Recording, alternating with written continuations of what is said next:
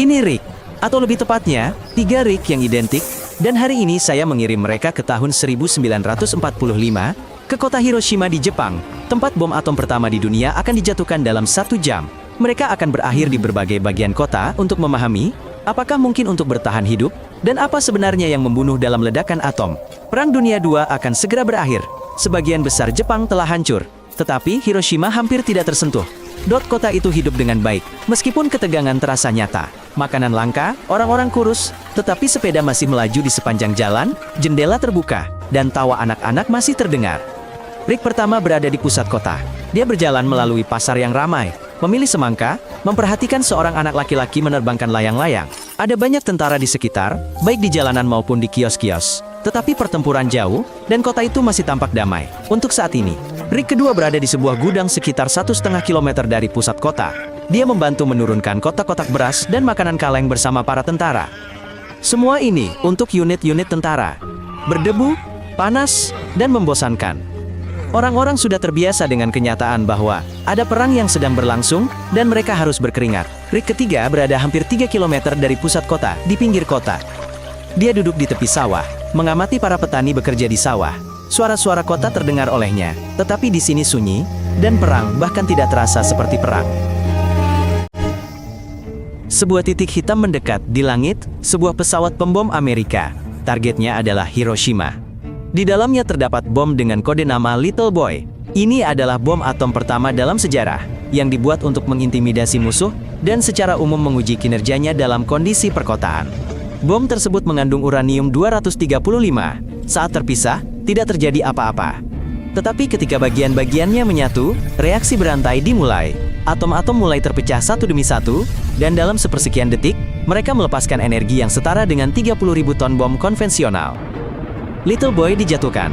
Silinder logam itu melesat ke bawah, bom itu akan meledak di udara, 600 meter di atas permukaan laut. Ini bukan kebetulan. Perhitungan ini meningkatkan area kehancuran, dan membuat ledakan menjadi sangat mematikan. Kilatan cahaya membutakan segalanya. Bahkan mereka yang berpaling pun melihat cahaya putih. Suhu di pusatnya mencapai 4.000 derajat. Ini cukup untuk menguapkan logam, kulit, dan tulang. Bahkan lebih tinggi dari titik leleh baja. Rick yang pertama mendapati dirinya tepat di bawah ledakan. Tubuhnya langsung menguap, meninggalkan siluet di aspal, bayangan hangus yang jelas. Ini bukan fiksi. Orang-orang yang menguap benar-benar meninggalkan jejak nyata, tercetak oleh panas. Tidak ada apapun di dekatnya, semuanya telah lenyap. Gelombang ledakan terus berlanjut dengan kecepatan 1000 km per jam. Gelombang itu menghancurkan rumah-rumah, merobohkan tembok, dan merobek atap. Dalam radius 3 km hanya ada debu dan puing-puing. Udara menjadi senjata. Rick yang kedua terhempas oleh gelombang ini. Dia jatuh, dan balok-balok kayu terbang menerjang dadanya. Rick dipenuhi luka bakar, dan hampir tidak bisa bernapas. Jeritan dan api mengelilinginya, dan dia kehilangan kesadaran di tempat, tidak pernah bangkit lagi. Api melahap segalanya. Badai api dengan suhu 1000 derajat dimulai di pusat kota. Udara tersedot ke arah pusat ledakan, seolah-olah ke dalam corong raksasa. Bahkan di ruang bawah tanah pun tidak ada cukup oksigen. Orang-orang mati berdiri. Rick ketiga, dari atas bukit, melihat kilatan cahaya dan secara refleks menutup matanya. Bahkan dari jarak 3 km, cahaya itu menyilaukan, seperti matahari tanpa kacamata. Sedetik kemudian, dia mendengar gemuruh, dan tanah di bawah kakinya bergetar. Angin menerpa wajahnya, seolah-olah kereta api telah lewat, dan Rick bahkan terlempar ke tanah. Dia tidak mengerti apa itu, tetapi dia merasakan sesuatu yang dahsyat telah terjadi. Kemudian awan jamur membubung di atas kota. Putih, halus, bahkan bisa dibilang indah. Rick mengusir rasa kantuknya, dan berjalan menuju kota, hanya untuk memahami apa yang telah terjadi. Hewan-hewan terbakar berdiri tegak di sepanjang jalan, burung-burung telah menghilang. Pohon-pohon gundul tanpa daun, dan air di kanal-kanal berwarna gelap. Semua makhluk hidup telah terbakar. 1 jam kemudian, hujan hitam mulai turun. Itu bukan tanah, tetapi jatuhan radioaktif. Jelaga, yodium, strontium. Itu merusak kulit, masuk ke paru-paru, dan perlahan membunuh.